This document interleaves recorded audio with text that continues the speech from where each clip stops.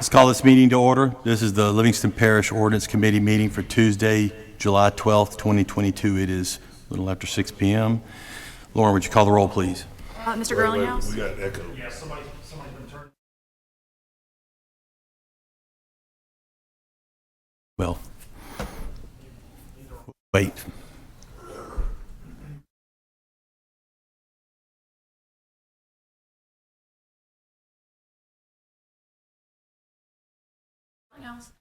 Here. Mr. Mack?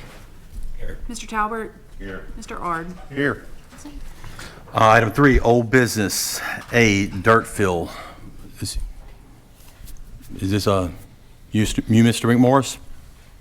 Put the dirt fill on them. So we've been going back and forth. Hey, I'm Gerald McMorris, District 6.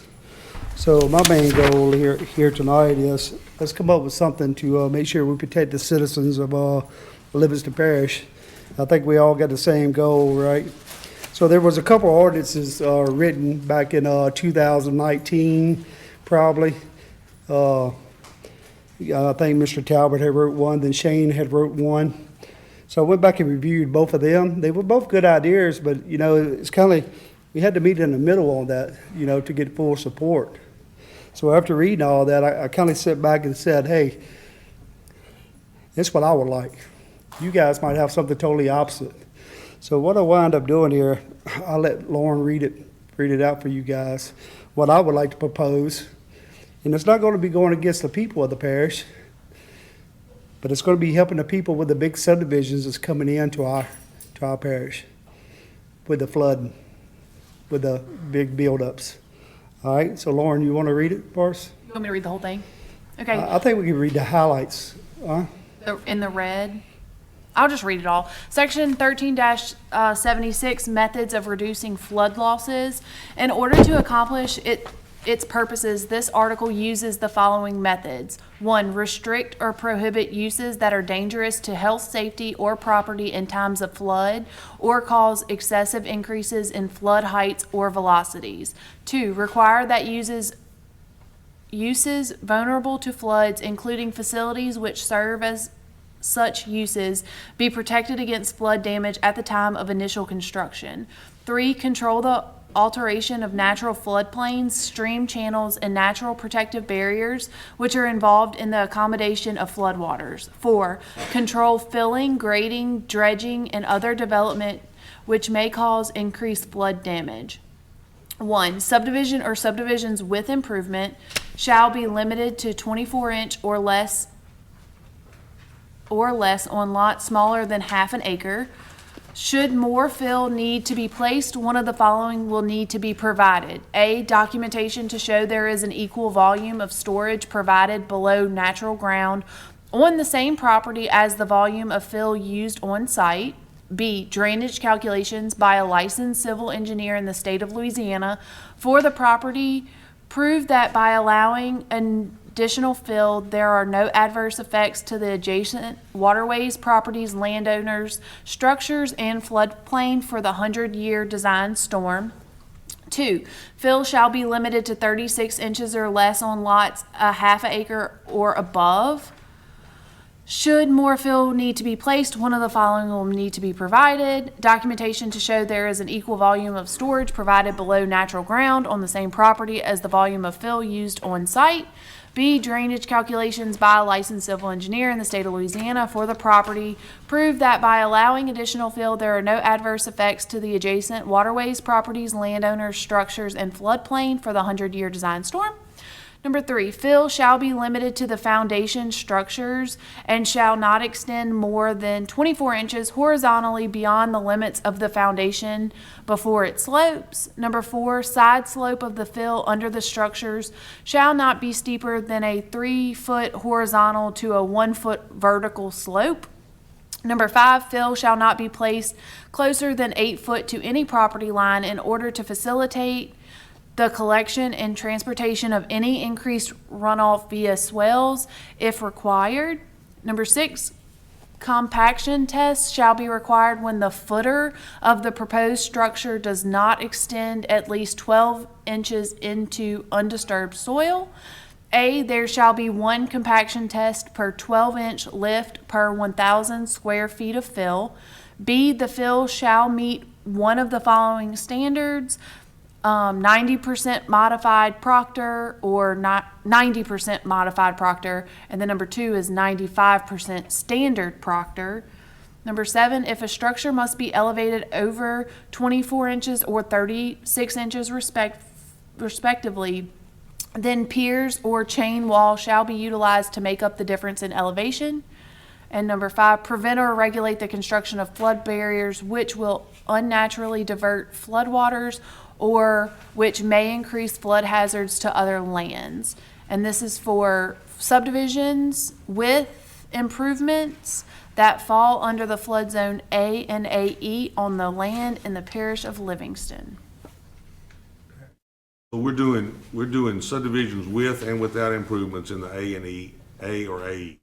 So that's what I'm asking you guys. So let's talk about it. And Okay, so look, I don't, this is very similar to the ordinance that was introduced before, except for one major difference. And I'll tell you what it is, and I'll go back to why I brought up the thing to begin with. We address subdivisions without improvements. We left out subdivisions with improvements because it was engineered dirt. I don't wanna fight that battle. I mean, if subdivision with improvements or can be included. My concern is the very thing in Watson that brought me to do this was minor resubs. It was minor resubs that people stacked dirt, they came in at a later date and built beside somebody and ended up with, the foundation almost at the eve height of the house next door, and that's minor resubs. So, I mean, I understand, the situation about individuals, because that was the discussion last time, individuals trying to build their own home, it would be burdensome to them. But at the same time, we end up with engineering on subdivisions with improvements, and they have the ability in planning to ask for engineering on subdivision without improvements with respect to drainage impact studies. The one thing that we have no control over is minor resubs, and it's my concern that we're gonna specifically exclude the one item that they can stack dirt up and there's no engineering to determine what was the flow of water on the land prior to.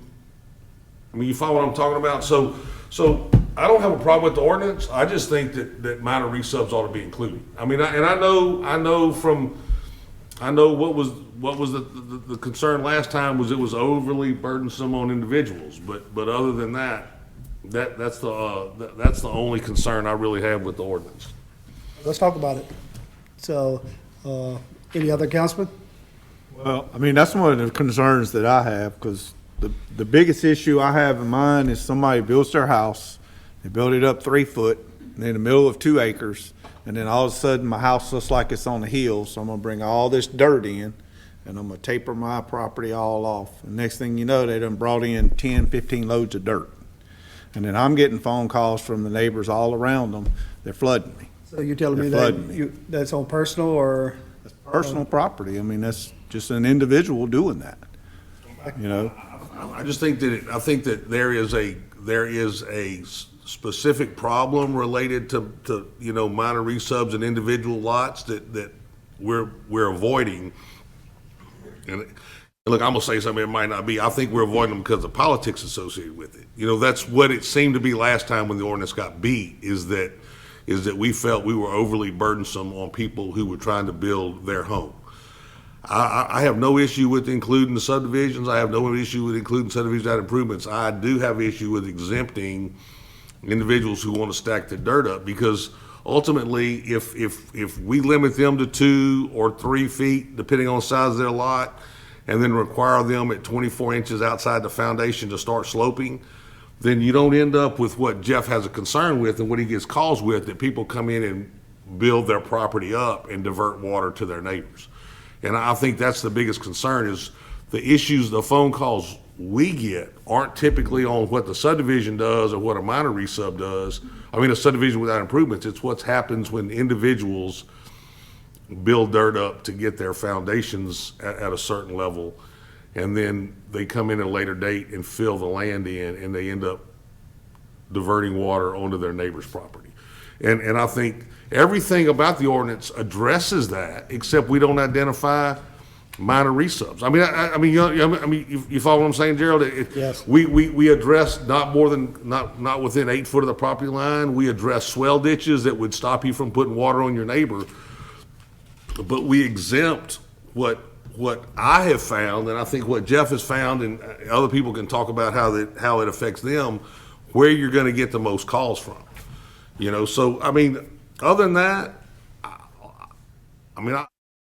I feel about it. I pushed it before, and I felt that it was something that needed to happen, you know, several years ago, and it didn't get traction then.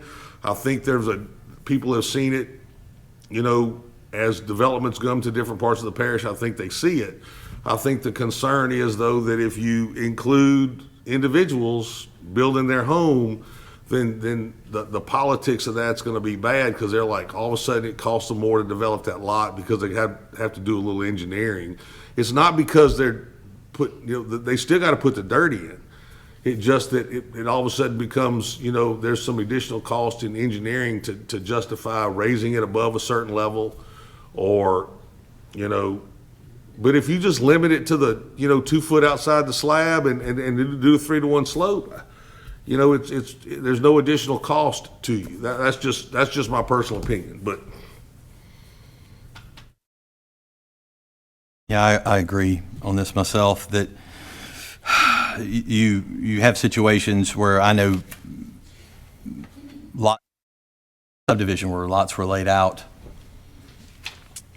and then we passed where there wasn't an ordinance. Then you have houses that are really close to each other where the lot wasn't developed, and they come in and they say, well, the water was here last time, I'm going to build it up. So they're basically, people are standing in their house looking out their window, and they're looking at the car tires of the car next to them, you know.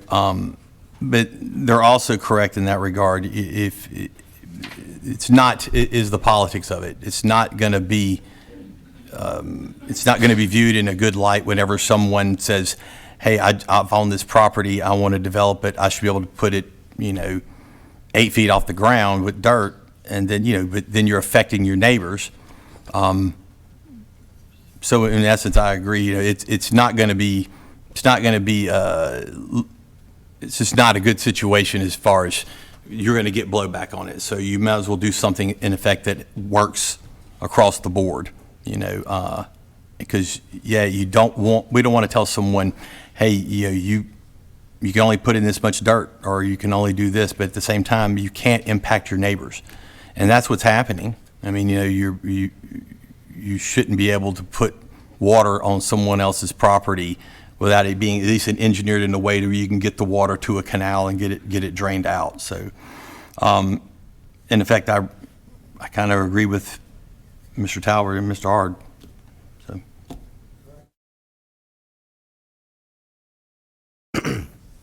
I'm just getting to take a look at this. It's been a long time since I actually read the 2 proposed dirt field ordinances from the past. I know what you're trying to do, and I think it's a good thing what you're trying to do, and that's prevent people from redirecting water on other people. I think that's a good thing to try to prevent that. It would be nice if, you know, if individuals would not do that in goodness of faith. I think the intent there that you're trying to accomplish, you know, is good, but there's major problems with this ordinance, and I'm just trying to skim over it as quickly as possible. I don't know if it's going to meet your intent. I don't think any of it's going to meet your intent. A couple of things that are coming to mind as I read down through this is, you know, you got 2 half-acre lots side by side, and they're pretty close to the same elevation, and one's vacant and one has an older built house on it. You can go in there and put 2 foot of dirt for your house pad, under the way this is written, and then you can kind of, slope that off to the edge, and the water that was previously coming through there is still directed to the other people's property. So I don't really see where the intent is met just by limiting them on how much fill dirt they could actually put on the parcel of property. Parcel of property. The other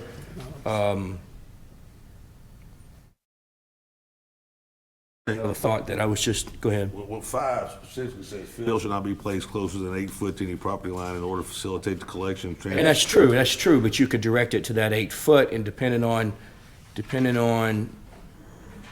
flow of that area, it could very well go into that 8 foot and then go right onto their other says- property if you didn't have a way in that 8 foot to kind of drain it wherever it's supposed to go. I think that, It says if there's any increased runoff via swales is required. I mean, so basically it says if you move the water within 8 foot of the property line and it's gonna go to the other piece of property, then you've gotta dig a swale that will stop that flow of water and move it where it's supposed to move.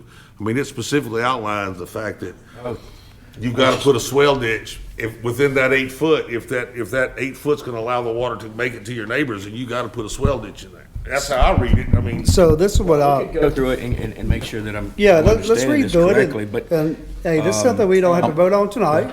Go ahead. Let's go ahead and read through it. I want to get the audience opinion also, because what I don't want, we haven't seen any subdivisions down where we live.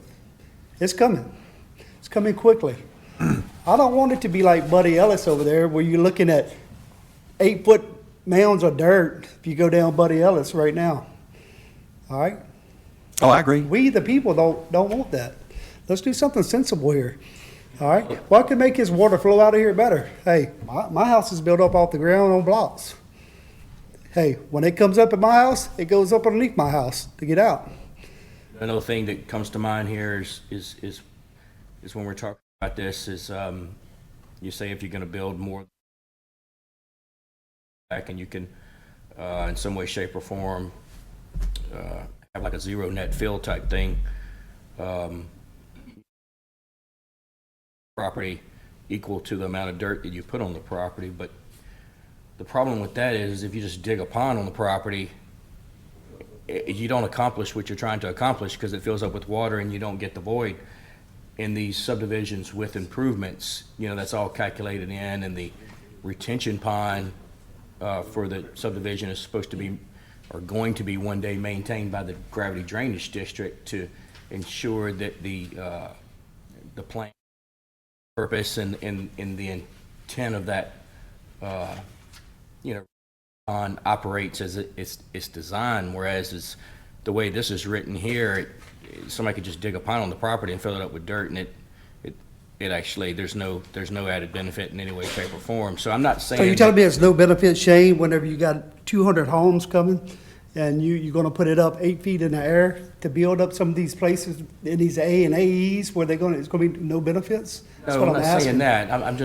that. I'm not saying that. I'm really not. What I'm trying to say is the way this is written in its format, you're not going to be able to accomplish, in my opinion, what you're trying to accomplish, because it doesn't say, and there's no way to enforce that the retention pond operates as it's designed. I mean, what I'm trying to say is the way you, and I could be wrong. I mean, let's talk about it. I think this is very, very important. A specifically says documentation to show there's an equal volume of storage, meaning that you got it's just like in a retention pond. And so I can go- whatever freeboard you have. Okay, so look, I can go- I understand that You can go document that, Gary, but it doesn't prevent the hole that you dug, that you documented how deep the hole was and how much volume you removed, serves its purpose of retaining water and then slowly releasing water and all that type of stuff. I mean, that's, all you gotta do is show that you have freeboard equal to the dirt you're displacing. That's what it says. So basically, we're gonna give you 24 inches of dirt if it's less than half an acre. However, if you need more dirt than that, we're gonna calculate the cubic feet of that dirt. You're gonna have to dig a pond with freeboard equal to that cubic feet of dirt. and then what? And then it'll be documented. Now, if you come at a later date. And it fills up choose- with water, and then what? You still got freeboard. You've got No, to you have don't, an not if outflow it's full of pipe. water. There's nothing in here that I says think you. what he's saying though, it's going to be engineered to You gotta have document freeboard. it. You've got to document the freeboard. The freeboard's only going to be from the outfall pipe to the top of the pond. Does it That's the say in only- here that you have to have a says certain you amount gotta document of water runoff reduction, and then it has to be maintained, and then does it talk in here about how you're gonna enforce It that? says the documentation. Absolutely not. It just says you gotta document that you dug the Okay, hole. so, no, it doesn't say dug the hole. It says you've got to document the storage you have. The storage you have is from the Freeboard up. Freeboard up, which is the static water level, which is where the outflow pipe is. Look, I'm not saying that somebody that's not of good character couldn't come in and plug the outflow pipe and then create a higher pipe. But what I can tell you is once there is documentation, if that person does that, then their neighbor can easily get that documentation and file a lawsuit against them. What I'm telling you right now is you can't prove what your neighbor did. But if your neighbor has to submit documents that shows I've got to raise it, I had to have this much freeboard, and this is how my pond created that, and then they chose to raise the outfall pipe of that elevation of that pipe, you could then look at that documentation and go to court and have your case made for you. As I see it, it's pretty simple that. I disagree with you. Okay, I understand. I just you did- disagree with you. You did 2 years ago. I'm not surprised. So- 2 years ago. Well, what I'm saying is, I mean, I'd like to hear other people's opinion, but I mean, prove to me that the way, and I haven't even really began to really study this. That's the first time I've seen it. And like I say, I know the intent, there's goodness there, and that possibly a dirt fill ordinance could be written such that, you know, it enhances drainage and prevents people from, you know, piling flood. I'm not saying that, you know, that we couldn't come up with something to prevent that. I'm just talking through the way Okay, this so is written. I'll just say, Mr. McMorris has presented something to you. And you get the public's opinion and give him your opinion and work it out. I mean, What we're doing right here today. okay, I mean, so evidently you would want assurances on engineering. You'd want someone to come in there and No, I'm just trying to I'm gonna leave talk. this right here pretty. I'm really just trying to talk through the whole process, you know, and I think it's good that we take it line by line, and maybe I'm dead wrong. Maybe you could explain it to me, but like you say, it says document to show there's equal volume of storage provided below natural ground on the same piece of property. Okay, so I could go and I could dig the pond and document it, and well, then what? You know what? I tell you what. I got. Asking. I got a suggestion. Why don't we? None of us are engineers. I And agree. Morgan's gonna apply this, right? So The dirt fill ordinance that I liked was written by the engineering firm, and I liked the it. engineering firm pretty much helped write this one too. So I'm not gonna. So Shane, who wrote that one? Who wrote this? No, I know who wrote this one. A gentleman from Quality Engineering wrote it. The one that I See that? I don't have I it. got a copy of that one also. I would like to start right there, because I'm gonna be honest with you. I put a lot of energy and hard work into going through that and working with some others to fine tune it, and then all of a sudden one day it just kind of fell off the radar. I don't really know what the real reason why it got dropped, but it got dropped, and I'm gonna go ahead and be honest with you. I heard some of the reasons why it got dropped was because some developments may not be able to be developed if that ordinance passed. So, I mean, I'm just trying to be honest here. I do agree with, you know, there are some situations, you know, where people have piled dirt up on property so high, so close to the edge of the property, and it causes great harm to the neighbor. It really, really does, you know, but I don't want you to think that I'm dead set against you, or I'm trying to, you know, allow people to just pile dirt up and hurt others. That's not my intent. I just want to make sure that whatever we adopt, you know, delivers the service and you know, it meets the intent of what we're actually trying to accomplish here. And that's all I'm really, really trying to say. And the way I was just kind of reading through this, I don't think this helps you in any way, shape, or form. I really don't. Look, I'd like to offer a motion. Ms. White, could you send this ordinance to Ms. Morgan and ask her to review it and give us her opinion on what this would mean with respect to how it would be applied. And the only thing I would like to, is on my motion, is to add where it says subdivisions or subdivision with improvements, that we say subdivision with improvements, subdivision without improvements, and minor resub. And I want to make a motion, Hang on. Well, I got a motion first. separate motion. So this is what I like to do. Let's sit down and talk about this. I mean, we're not here to make a decision tonight. Take it home with you, look at it. Well, When we're gonna meet again, next week? Well, yeah, we're gonna be, I just, all, You know what I'm saying? I guess, Gerald, all I was thinking is that this is a starting point. We could let Morgan interpret it, and she could, she could come back and have comments with respect to what we can look at what she has to Shane's say. concerns were. At the same time, next week, we can bring the other ordinance. We'll address what concerns, she'll tell us, like, yeah, I don't think that the ordinance is specific enough that we can address, how we're calculating, the freeboard in a pond or something, and we need to address that. But let her look at this specific ordinance. Shane can find the ordinance that he liked. We can talk about that ordinance too, and maybe merge the two, or maybe look at, maybe that Morgan's interpretation of this ordinance is doing exactly what we think it's gonna do. I mean, as I read it, I know what I see, but I'm not the engineer that's gonna be analyzing, what comes, so I think they need to look at it, she needs to look at it, and those people from Fort Tablada make some comments on what we're introducing to make sure it's effective and gonna do what our intent is. And appreciate that, Gary. So, if I may, when you get caught up, take the notes on the action there, but the ordinance that was written, I can't. say about a year ago, that we had worked on, it was a pretty well-written, thick ordinance, and it had some exemptions in it. I'd like for the one that was written by the gentleman, to the best of my knowledge, by Quality Engineering. It was an ordinance. Before you were elected. It was an ordinance Before you were drafted. elected. It was an ordinance drafted for implementation in Gravity One. It was an ordinance that Gravity One originally looked at as moving forward in their district. We talked about it as a parish-wide ordinance, and somebody can comment, I don't remember, but basically Gravity One dropped that moving forward, that they felt there was a different way to approach this, and they chose to eliminate dirt filling. Maybe somebody from Quality can address it, I don't know. But I would like to get a original copy of that proposed written ordinance.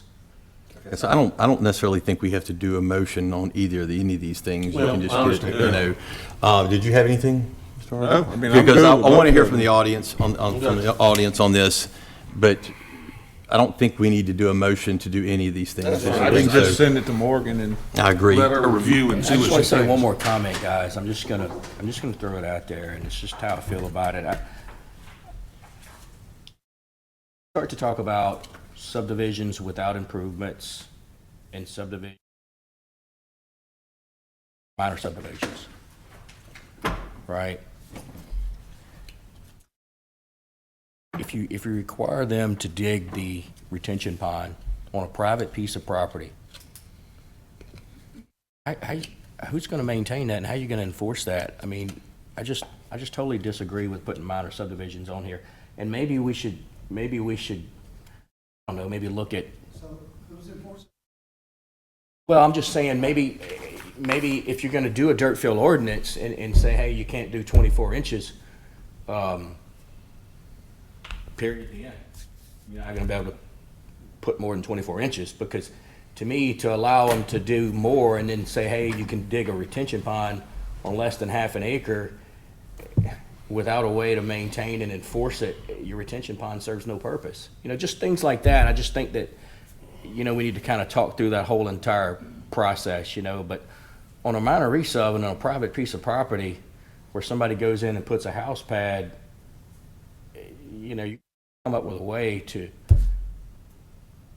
regulate the retention pond, and I think we're getting way out there when we try to start doing something like that. Shane, we could easily limit it to 24 and 36, but there are gonna be situations where people have tracts of property that justify being able to go higher because they have the capability. Maybe you give them a variance. Ultimately, we gave everybody the option if you wanted to pay for the engineering to do the work. So, I mean, we're not discriminating based on the size of your lot is all I see.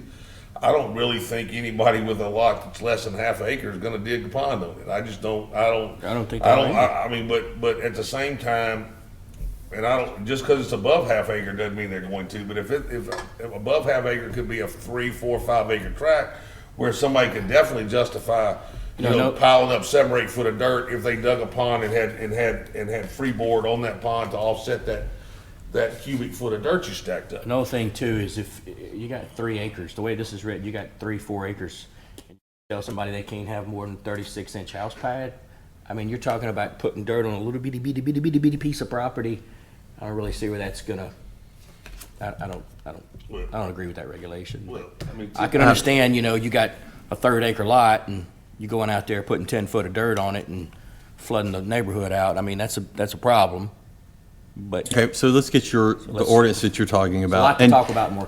And that's fine. I don't think we need to make, does anyone from the audience, come on up.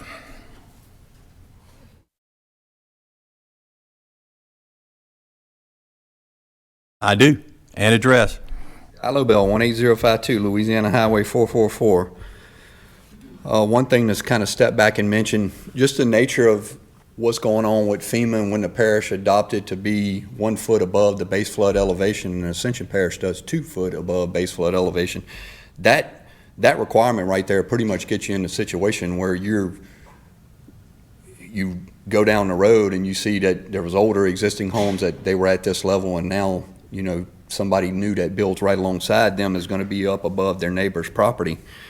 I'm not a proponent for including minor subdivisions in it too. I think whenever you do that, we're basically going to make everybody that wants to put a home on their property and they're going to need some dirt fill. Now they got to go out and get these engineered calculations and stuff. So not only do they need to hire a surveyor, but they also need to get an engineer to do whatever the requirement's going to wind up being. Just to me, it's definitely tied to lot size because and the subdivisions with improvements and the subdivisions without improvements are the ones that are making the small lots, because the minor resubs regulate the size of the lots pretty good to where you don't get these smaller lots, because there is a big difference whenever you have a 50 by 125, that's about 6,000 square feet. You put a 2,000 square foot home on it, a third of the property is that. In the situation that Mr. Ard talked about, he had mentioned that the guy had 2 acres of property. Even if that guy is tapering it off, even though if he filled his land, at least he's got, I don't know what size home or whatever the guy got on it. Just say it's a 5,000 square foot home on 2 acres. I mean, that's a small amount. At least he's got a pretty good amount of yard to drink up a lot of that water that would be running off of that house and stuff like that. And he also built a dam around it. Yeah, and look, my father and I, we're in a personal situation where there's a minor resub that was done alongside of us. The guy bought a 2.5 acre lot. He dug a pond, did a house pad and a shop pad. The shop pad is 10 foot from my father's property line, and he's not in a flood zone X, but everybody wants positive drainage away from their home and everything, just so when we get these flash flood type rains, get the water away from your home. And it's pushing water on because he's 10 foot. Now the minor resub does have servitudes for the homeowner to dig ditches on their perimeter of their lots and stuff, and they got to do that, and that's something that just got to get worked out by adjacent property owners. To me, it's more of a civil matter. It would be it'd be government over-regulation to include minor resubs, in my opinion, because now an individual property owner who's not a developer or anything like that, he's got to go and meet all of these extra requirements. And in our situation where the guy has built his shop pad 10 feet from us, and he's 18 or 24 inches up and it's running lane, we either need to put a berm to keep it on his side, or it's a civil matter for us. We got to go to court with the guy and get him to do it. We've took some videos and asked him to put a swell ditch there, and the property kind of went dormant. I don't know if the guy's gonna sell it or whatever he's gonna do, but, you know, we'll have to pick it back up whenever he decides what he's gonna do. But anyway, I think the protection that what people are looking for is these subdivisions that have so many lots that are so small that a whole couple 100-acre site winds up getting raised up 2 to 3 feet. And these minor resubs, and don't get me wrong, there's a few people out there that can afford to fill up 2 to 5 acres of whatever their lot would be. But in most cases on these minor resubs, I think that it's just the footprint of a home and the footprint of a shop, and then the land can be tapered off and get back down to, and then you also have trees. And whenever you got trees on property, it helps get a lot of water out there. And even though we have perimeter ditching, that only, to my understanding, it only gets designed for a 10-year storm, which is basically a small rain event. And what happens with these neighborhoods that have the smaller lots and they get raised up 3 or 4 foot, they get a perimeter ditch all the way around it, and then you experience something that's greater than a 10-year storm. And even though they have perimeter ditching, when all of that water runs off of the rooftops and it inundates the ditch starts overtopping, well, then it's on the neighbor's yard who is not up at that height. And I know that we're talking about zone A's and A's, but if you're doing that also even in a zone X situation, you're still going to have that flash flood event. And, you know, and like I was mentioning with FEMA having the requirement there, I mean, obviously that helps us on our insurance ratings and stuff like that, but it's a real problem. That's basically what I have to say for it, and what would hopefully, I'd hate to see it affect minor resubs. Thank you. Thank you. I think the 1 foot base flood elevation that FEMA required, I mean, I might be wrong on this, but I don't think a lot of people were like, oh man, I'm required to go 1 foot above base flood elevation. You should have been thinking about that before that ruling ever happened, you know, because I wouldn't build a house that was less than 1 foot base flood elevation. I mean, and in some of the cases, like you kind of get caught in that middle. If you can only, let's say we require 2 foot, and they're 3 foot below base flood. So 3 foot to get to base flood, they need another foot. They basically can't build the house. I mean, you know, not in any way that would. Not on dirt anyway. Yeah, not on dirt. And look, it's either way you go on this one, it's going to be complicated, and you're going to have people that don't like it. You know, either way it goes. So You had mentioned something that had brought another thought to my mind. Like, so one thing I think that happened is, you know, over the years, probably in the 50s, 60s, or 70s, where we started going to slabs on grade, all of the construction before was homes on piers, and, you know, old Acadian style homes on piers. And I think that a lot of the push with FEMA is that would be the type of home construction that they would like to see more than slab on grades in these flood zone areas. But that was what I'd seen one time at a conference, but, you know. Definitely what they would prefer. Yeah. And the ironic thing House is on that slab is a lot nicer. I mean, absolutely. It's the fundamental problem that exists there. I mean, I can see from their standpoint why they would prefer that, but but they're not the ones who own the property and want to build something. Absolutely. And but if you the truth is, if you really wanted to make an impact, that's what you would do. Yeah. But I mean, that's.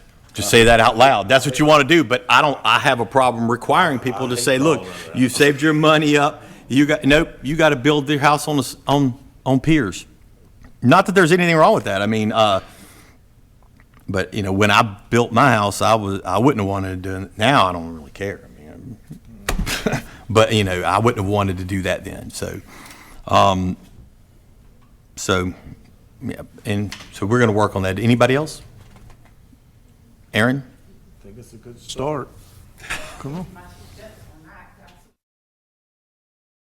Sandifer, 244-110 Harris Lane.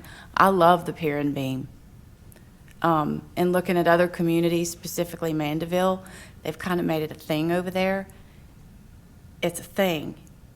And if we moved in that direction, when a couple of years ago when we talked about fill dirt, or might have been a little bit longer, I don't remember. I did not like it then, but I needed to think about it, and I think I was wrong, and I like that idea. And it Look, could be I'm really with you. great. I'm the same way. Didn't like the idea, like it now, but the forcing it on people, well, that's a whole other ballgame. Now, we can hear the arguments though. I mean, I don't think we're at that right now. I think we're at a whole different spot where we're just saying, ideally, that's what FEMA would want, and I can understand why. FEMA, they don't live here. They don't, the topography of our parish. And if you sat back and you looked at it in written form, you'd be like, well, yeah, that's what they need to do. I mean, and I can see that. But that doesn't take into account people's livelihoods, what they've spent and worked their life to build, to where they are in their life and what they want. And we have to factor that in too. We have to, and you have to balance it with what's best for everyone. So, but I agree Just with you. my 2 cents I didn't for like what it it's then. worth. I was like, ugh. But now I'm like, I'm good with that too. But I understand.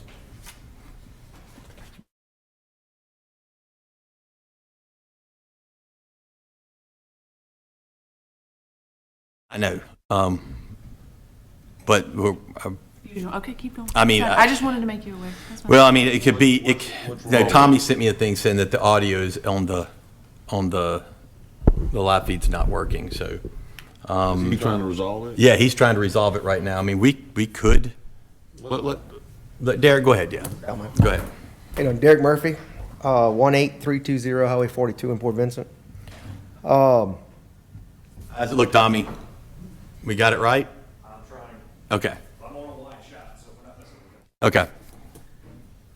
Originally, when this came up, fill ordinances, I don't know, that's 2-3 years ago. I don't remember when it was, but we were instrumental in trying to make sure, as representatives of the drainage district, we introduced it originally and working through that.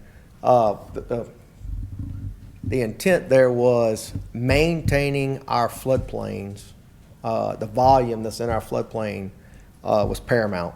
When you look at the surrounding parishes, when you look at East Baton Rouge Parish having basically a zero net fill ordinance, there is an exemption up to, if you're building a single house. I think one of the fill ordinances had some exemptions in there for single family, up to like 3,500 square feet or 5,000 if it was a shop, different things like that. I don't remember exactly. It's been a while now. I looked at it. Ascension at one time did have some exemptions, like a 24-inch exemption for single family. Since then, they have taken that completely out. Basically, every home that's built in Ascension Parish, if it's whether it's in a subdivision of zero net fill or on an individual lot, is zero net fill. They have level 1, 2, and 3 fill permits, and it has set up a whole level of bureaucracy. And I'll be honest, we've sat down with people who bought property to build their dream home, and they're sitting there crying because they cannot build on that. It is a lot of bureaucracy to go along with that. With that being said, it's important. So I mean, they feel important enough that to have that. Tangi has zero net fill. St. Tammany has zero net fill. St. Tammany actually has a lot of stipulations where if you're in a flood zone, you have to utilize.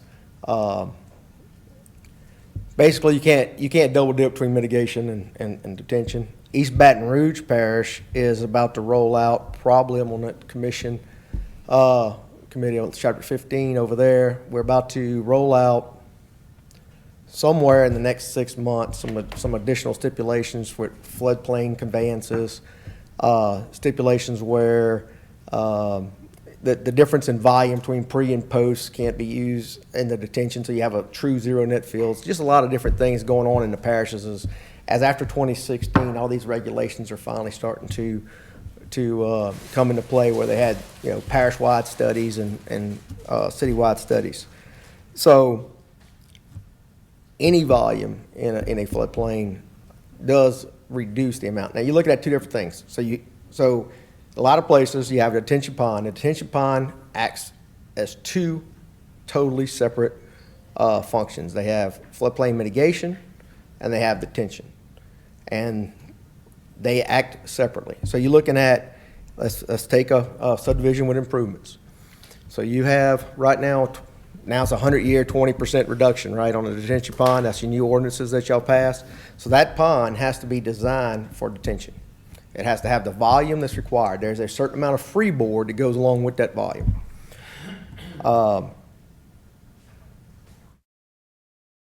Most of the time, depending on the timing of the backwater, usually floodplain mitigation is due to backwater, right? So it's starting to back up, or you have some flow coming back in.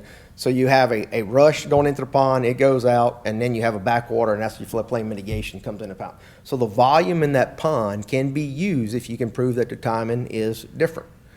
And so it's a complicated. Sometimes the mitigation volume, I have ponds that are in other parishes that are completely oversized just from a floodplain volume, and they can over-detain way more. And I have sometimes that the detention, depending on if you're in a floodplain or not, the detention controls. So you run both set of calculations. It's the same thing that can be used, the same aspect from a detention pond, whether it's dry, wet, or whatever, you're using the actual volume. So I noticed, and I don't have the ordinance, but I noticed the ordinance says something about below natural ground. The volume needs to be below natural ground and the static water of the pond or the outfall elevation. So it's not just digging a hole that can fill up. Water acts as the same as dirt as far as subtracting from the floodplain. So it has to be air. It has to be volume. In other words, you know, I had an aquarium. You take a brick out and move it around. As long as that water level is the same, that's what you're trying to accomplish. So at a 100-year storm or 500-year storm or whatever, you have a certain amount of volume that each watershed has. And that's what we were trying to maintain. So that keeps the levels the same. So anytime we're looking at HEC-RAS models up and downstream, we're looking at elevations. We're trying to make sure that post-equal pre from a detention standpoint, but we also want to make sure that our conveyance zones are correct and making sure we're not negatively impacting. So I guess what I'm saying is it's important legislation that needs to be looked at very closely. It does affect everyone in the parish, and it's one that can't be taken lightly. Derek, the surrounding parishes don't restrict it just to subdivisions, they restrict it to every lot? Like I said, East Baton Rouge Parish has exemptions. I know there's some exemptions. There's some exemptions. But I mean, basically what we're doing here is about 24 and 36 cents, that's an exemption. I mean, we're just writing the exemption in initially on a net zero fill type deal. Does Baton Rouge have zones? Do they have zones that you've got to dig dirt within zones, or have they abandoned that thing? How have they done that? So like for mitigation in Baton Rouge, you have to be within a half mile of the flood source, right? So it used to be, let's say your base flood here is 10, you can go anywhere as long as you got 11 and 9. They've now reduced that down to a half mile upstream. So in other words, you can go get your mitigation dirt up here because your volume, your volume comes out of the same watershed in the same vicinity. So you can, just like if you're on the edge of a canal, you're on the edge of a bayou or something, you can go and clean out that bayou, and that dirt that you're removing still acts like for your floodplain mitigation. So typically there are areas in the parish that there's no additional source of dirt, so there's no way to mitigate. Correct. So there are places that can't be mitigated, so you're just stuck at net zero.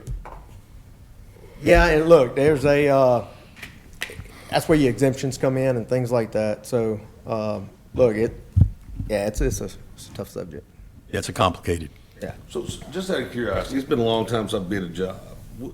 There used to be a bank, we talked about measuring a hole to figure out how much dirt we got, and we put it out somewhere else. It was bigger. What was the multiplier on that? I don't remember.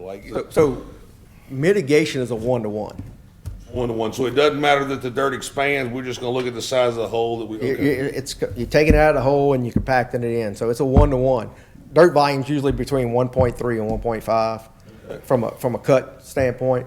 That's why a lot of times you have the wet ponds, even though you need mitigation and it's a 1-to-1, you need 1.5 to achieve the same thing. So that's why most of your ponds are wet, because you need the dirt because of the expansion. But yeah, mitigation is figured 1-to-1. Anybody else? Right, let's move on. So I guess we're gonna work, you're gonna get the stuff from Morgan, we'll work on that, so. At the Morgan then. All right, Send this to Morgan, see what she says. New We're gonna get business. a copy of the one that was Yeah, we're gonna look, approved we're by the gonna try to gentleman get the for other one, quality. email it to, I know we've all got it emailed, so Yeah, I just emailed it. just everybody got it. You Item see it? 4, new business, it's family partitions, but I think this, Mr. Delat had brought this forward, he's not here, so. He asked me to say it. Y'all have in front of you guys the old things that y'all did before y'all took it out. So if y'all just want to look at that and send me any. So the exclusions are what we allow? That is previously, before y'all took it out. So that is the old ordinance, old standards, that is no longer in there. Okay. That's everything. That's the affidavit that they used to have to fill out, that's the old ordinance, and then that's another, I guess the question I got, and maybe y'all don't have the answer. What's the problem with the way that it's written today with subdividing property for your family? Because I'm gonna tell you what, I guess what brought this about is that the minor resub ordinance is being abused constantly. I mean, it is the basis for how all property is subdivided within the parish. So you can only write it, so it's like if I want to sell my daughter an acre, or give my daughter an acre, or my son an acre, that's the way I do it. So, but we have allowed us to cut it up 7, to 7, and then 4 of them don't have to touch the road, and then you got a guy with 2 lots next to each other, and they chop both of them up. There's some on Planning Commission tomorrow night. There's 2 lots side by side. Go end up with 14 acres on 14 lots on a minor resub, because it's 2 separate lots. They took 4 lots, made 2 lots out of it, and now they're getting ready to chop 2 lots up, seven lots apiece. We're gonna have 14 acres on a street that's probably 15 foot wide under the minor resub. And so the thought process is, if the minor resub ordinance needs to be shrunk, the number of lots needs to be shrunk. So when something was said about that, they said, well, maybe we need to look at bringing the family partition back so that we don't penalize people who want to give a family member a piece of property. And so that's just what that was about. Okay, just look at that, give me some feedback, and then we. Looking right now. Okay. So we're just gonna look at whether we want to bring it back, if we, and what. So typically, and refresh me, because it's been so long since we did it, why was it utilized? How was it utilized? They didn't have to apply to any rules within the minor resub, we just let them cut a lot out? If they said it was a family member, we just let them cut a lot? Okay, but now we've got density and we've got a lot of other things. I mean, there's some stuff that we really just can't exempt in the family partition that we've moved forward for. I mean, think about it. We created all these rules for subdivisions and density and all kinds of other things, and we've said every time you come back, you got to meet the new standard. And I see an item on the agenda for Thursday night, we're already talking about waiving the density for a deal. So, I mean, I just think that we got to be careful that, if we waive that density, then the next developer who wants to have developed, so shoot, y'all done waived it once. I mean, at some point in time, you're gonna. But I just think we got to be careful on family partition, that some of these new rules that we put in place, we can't just say there are no rules for family partition anymore. You still got to maintain some of the levels. I agree. Of stuff that we put forth in some of these ordinances.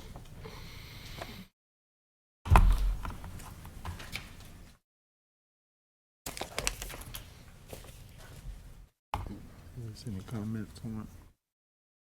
I'm just reading this. Any comments? Okay. Well, I thought Mr. Delat would be here to explain what he wants, but what used to be exclusions, what I'm looking at, removed. Yeah,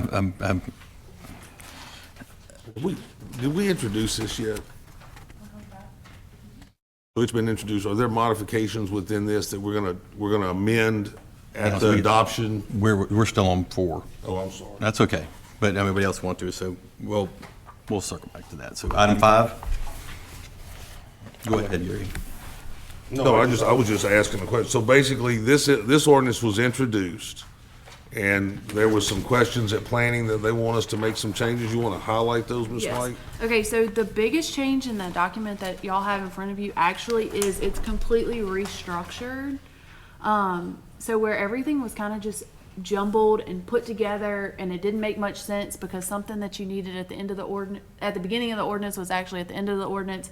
So we got together and we put it in different articles. So you have Article 1 in general, Article 2 studies, Article 3 minor subdivisions, Article 4 subdivisions without improvements, Article 5 subdivisions with improvements, Article 6 streets, Article 7 drainage, Article 8 utilities, Article 9 construction, Article 10 quitclaims, Article 11 wetlands, Article 12 variances, 13 fees, and 14 mobile home parks. The actual language in this restructuring didn't change. It's just put together. Organized it. You organized it. So it's the same wording, so there's no legislative changes? There is, Okay, but let's go in through the those main legislative. things, it's not. So it's gonna look a little different when you look through Okay, it. let's talk about the legislative change. Okay, legislative changes, page 13.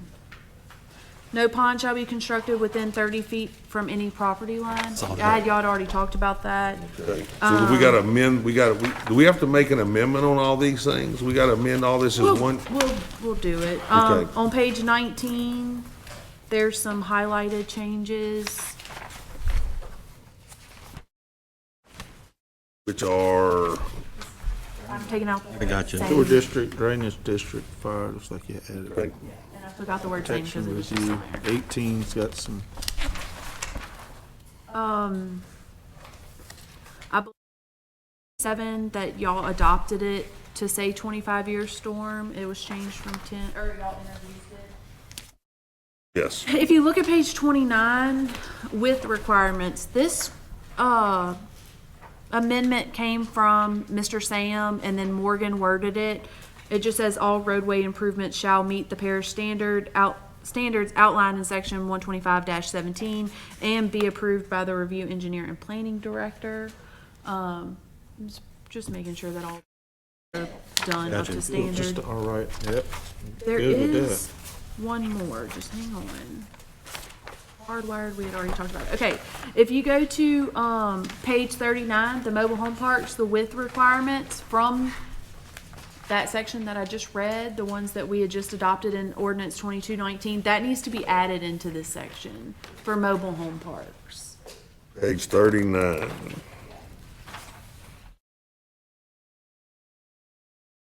So mobile home parks currently don't have a road width requirement, and we have people trying to create mobile home parks out of like re-subdivisions, but they don't have a road width requirement. Okay, so we're adding road width requirements to mobile home parks to match the regular requirements that exist within a parish subdivision. Okay. Just so there's no confusion. You'll stay with the number, Yeah, same number. right. Yeah, it's all gonna stay the same. I'm just inputting that into the mobile home park so that there is a road width requirement and there's no confusion. The change from landowner to developer on mobile home park is, That was a question that I had for you guys. We kind of had ODS as everything else. So for mobile homes if y'all wanted to change developer. Again, there's a situation with the property owner that kind of came up. I wanted to ask that question. I mean, to me, give me y'all's feedback.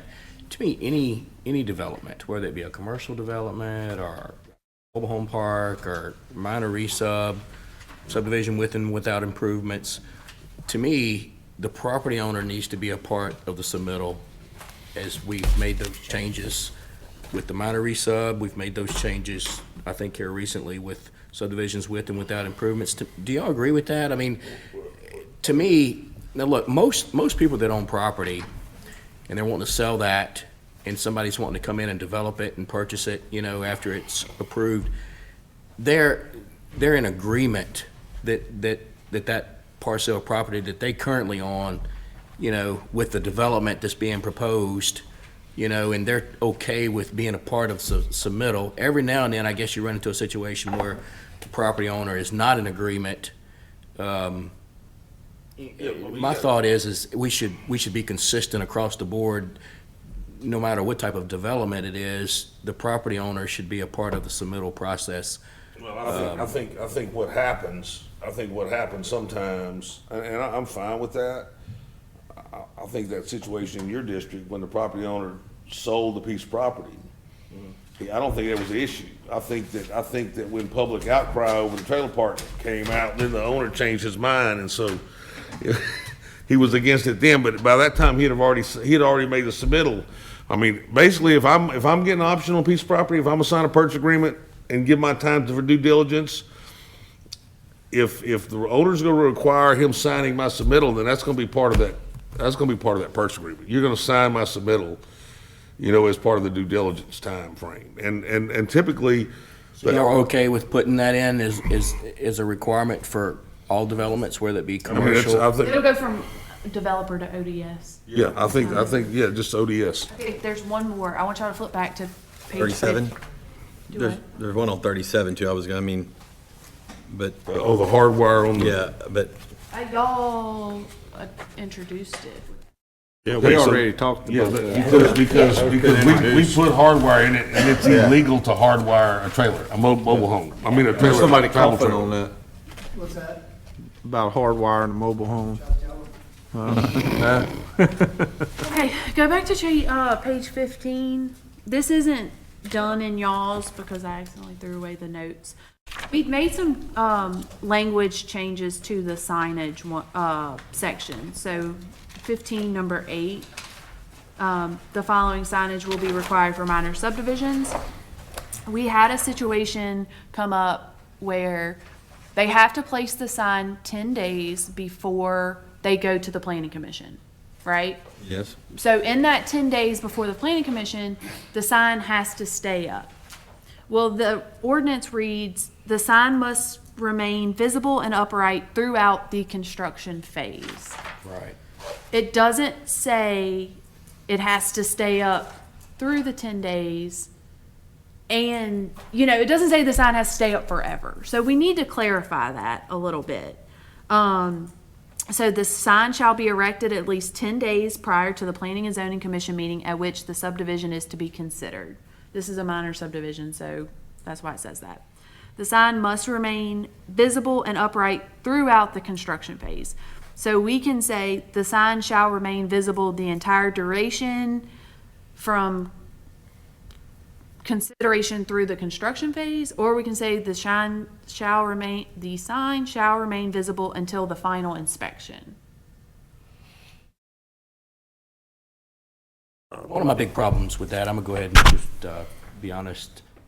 Me, the purpose of the sign is to notify, you know, the public, you know, surrounding the development, that there's a development coming, and so that they can go to the public hearing and ask questions and all this good stuff. The sign, the intent, you know, and maybe we need to, I appreciate her bringing that up. The intent is for the sign to go up 10 days prior to the planning commission meeting, and then stay up through that duration of that 10 days, right, up until the planning commission. The way it's currently written, you could put the sign up, and then the sign come down, and an hour later, and technically they're meeting the requirement of the ordinance that they put the sign up. You know, it ain't up today. You know, today's 2 days before the plan commission meeting, but it was up originally.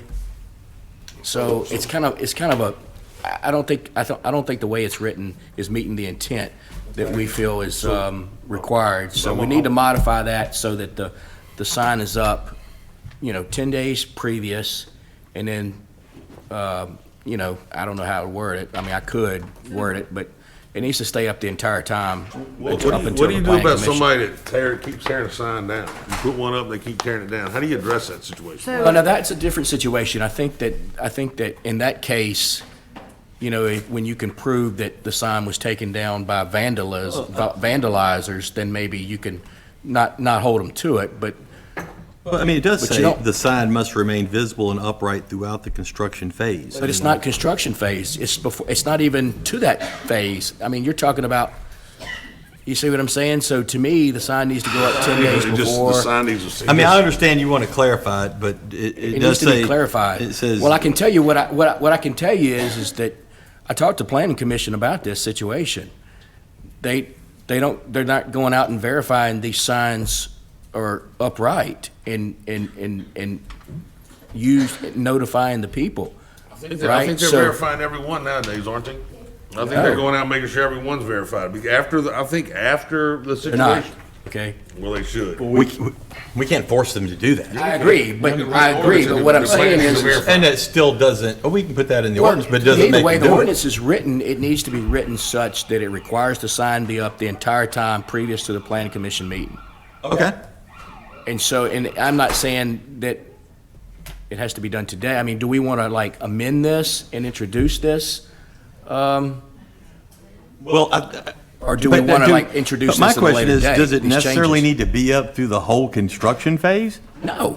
I To mean, me, to me, before the that's- planning commission, once the planning commission votes to approve, I mean, I agree, but maybe I'm not thinking, maybe I'm missing I something don't see where here. it needs to go through the we could- construction. we You could might want to tear it down and construct. Here's the deal, it should be through, since we're changing the process, it should be up 10 days prior to the, what do we call that? The phase one meeting? How did we It could say the sign shall be erected at least 10 days prior to the Planning and Zoning Commission meeting at which the subdivision is to be considered. In other, it says until the public hearing. The next sentence, the sign must remain visible and upright until approval from the Planning So Commission. wait, doesn't this ordinance change the process? This ordinance is gonna have a preliminary approval and then a final approval, and it doesn't come to the council, right? Right. So the sign should be up 10 days before the preliminary approval through the final approval, Until approval. right? Okay. Or the final approval. Yeah, so that's Sign fine. shall be erected at least 10 days prior to the Planning and Zoning Commission meeting at which the subdivision is to be considered. Okay, the sign must remain visible and upright until, upright- approval. Until final approval. Yeah, I don't think it's necessary. Okay, so next is failure to keep the sign visible and upright is cause for project work to be stopped by the parish until the sign is corrected. There had been talks about failure to keep the sign sign visible and upright is cause for the project to be resubmitted or the project work to be stopped. We're not requiring it to be up through the construction phase, so project work doesn't need to be stopped. So do you want to say the cause for the project to be resubmitted? So it has to I go back mean, through because, planning? because it depends on why is it down. I mean, if somebody tears the sign down, then no, this project should not be resubmitted. And it does say the project work to be stopped by the parish until the sign is corrected. Yeah, but we're not, I mean, I mean- we're eliminating that part. Oh, I understand what you're saying, but it's not like you take the sign down and they go, whoa. They go out, you got to stop and go back to, no. They can just put the sign back up because the sign can be taken down, yeah.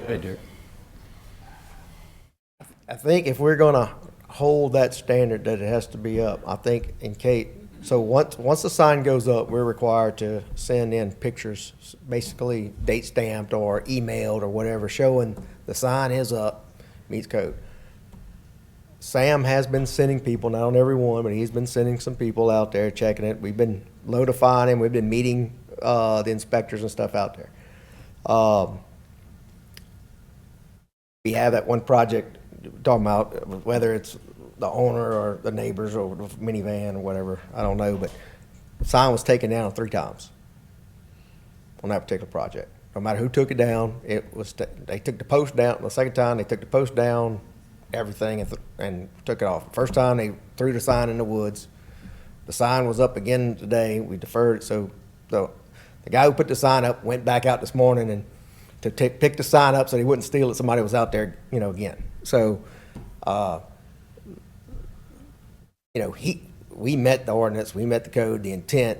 So just keep that in mind when you're looking at putting hard, strict things about the sign has to be there, that there are people who will use that. So just keep that in mind when you start to look at that on, make sure there's a provision. I mean, we've been talking to Sam. We send in Sam pictures daily on the signs right now, just to make sure that, that kind of stuff. I don't think that's what we're No, I know, intending but at it all. was- I think, I know, but just. I mean, I just letter of the understand law, that right? somebody could go and rip it down and be like, hey, Yeah. you know. So letter of law, they they got phone calls, hey, the sign's At down. the same time, we today. want to make sure that the developers are doing what they're supposed to do. Absolutely. So, Well, but, could knock it down too. yeah, and look, I agree, we just. And look, we try to put the sign back up within 24 hours, but it takes a little bit to produce a 4x8 sign with all the information back out. So we actually got 2 sets just in case, so just things like that. All right, so So you what you is got it the calls changes? for? I mean, I need the last one. So the sign must remain visible and upright. Failure to keep the sign visible and upright is calls for. What's the consequence? what it says, stopped until corrected, but I mean, you can correct it. But there is no work. If we change it only has to be up from 10 days to approval. There is no work to be stopped. It can only be deferred or You delayed. could stop the review process until it's erected. And I was going to say something to what Gary was talking about. I think that, I don't know if exactly how we want to put it, but I'm thinking that if the planning commission can't approve a preliminary plat if the sign's not erected 10 days previous and it ain't upright the full 10 days. You know what I mean? It could be deferred, it could be tabled, I don't know if it actually changes the submittal, but to me, Yeah, but I mean, you if can't- If I you wreck, if I can't- wreck my sign 10 days and on the 9th. And the day, hurricane comes through and Somebody then- tears it down, then I shouldn't have to be deferred a month. That's all I'm saying. if it's vandalism, then that's a different story. But, hurricane goes down, the sign was up an hour, nobody knows about it, nobody shows up at the public hearing, that's not good, Right. right? Well, So, I think everybody's been trying to do their due diligence on the controversial development so that they're sending pictures in daily to let them know that the signs are there. I mean, but I think the wording as it exists now, you can stop until the signs are erected, you're gonna stop, and if you happen to, yeah, I mean, yeah. So failure.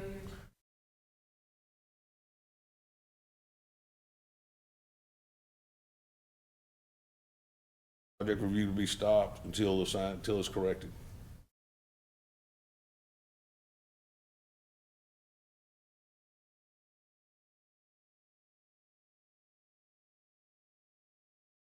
It's crazy. I mean, if it's gonna be a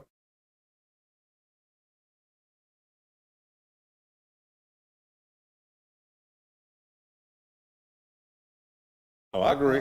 You know what I'm saying? Once it's there, I mean, people that ever we live just go steal it just to make stuff out of it.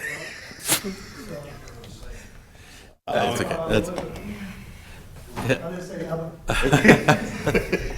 all right. He said it where he said it for a reason. Yeah, he's fine. We're good.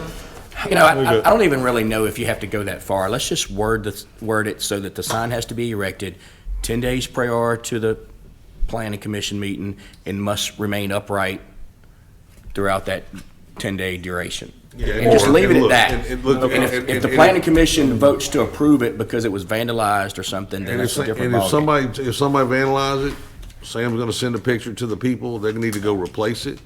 If they choose not to replace it, then there's some action they can take at that point in time, because it says it needs to be up. But if they respond to the fact that it got tore down and replace it, then there should be no penalty, in my feeling, in my opinion, so. That's why when you get that sign printed, you get about 5. Well, that's Yeah, easier I said mean- than done. You know what Mr. You get one for every day. Most of the 10 time, it's days, not- you get 10 signs, and you might burn 9 of them, or you can just set them out there for people out there to steal them and shoot stuff at when it's over with, so. I mean, I get it, you can't make this perfect, I mean, but, you should just, but at the same time, you don't want to be like, hey, we put a sign up. No, you didn't. Or you put it up, took your picture, they come out and looked at it, then you took it down. Right. And don't want that either, so. You don't want that. All right, so, And it needs to be for all developments where a sign's required. agreed. Any comments?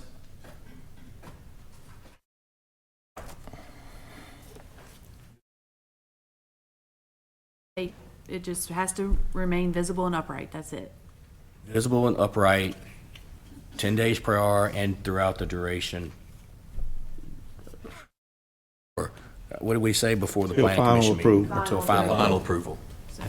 until final approval. Right, Like we 17295 Jack Allen Road. What's wrong with the way it is now, leaving it up through the construction phase? If someone has a problem with something during construction, who do you call? If you call LPSO and say, hey, I have a, When I was whatever, thinking- mud on the road or. It's or okay with whatever. me. My only thing is if you're under construction, I mean, you're trying to construct and the sign could possibly be in the way, so. I mean, you call a permit 4 by office, 8 V-shaped sign is in the way, then maybe you shouldn't be constructing right there. Well, I'm just saying, I mean, you might originally put the sign where you could where move the road, the entrance needed to be, you know what I the- mean? So you're trying to construct and. the signs in the contractor way. association is gonna require certain signage on certain things, whether you're building a house, building a subdivision, whatever, there's certain signs that need to be put up. Our sign was to notify people with respect to planning. And so, I mean, I think that, look, typically, after the planning So do you stage. require a contractor to put up a sign during the construction phase? Yeah, if you go look at So somebody. you have a go- point of contact. You if go you look need at somebody building a house, every meter pole's got the contractor that's building the house sign nailed to it. I mean, they all do. All right, you good? Are you sure you're good? All right, I need a motion to, I'll make a motion to adjourn. wait, don't we have to make these changes official before we can No, go? I'll make the motion to amend the changes we just talked A about. motion by Mr. Talbert, second by Mr. Hard. All in favor, say aye. Aye. All right. Okay, but Lauren, you're gonna write up the amendment that we have to offer after the public hearing on Thursday night, what the amendment's gotta say so we can adopt as amended? Okay. Motion to adjourn? Motion. Motion by Mr. Hard, Second. second by Mr. Talbert. All in favor, say aye. Aye.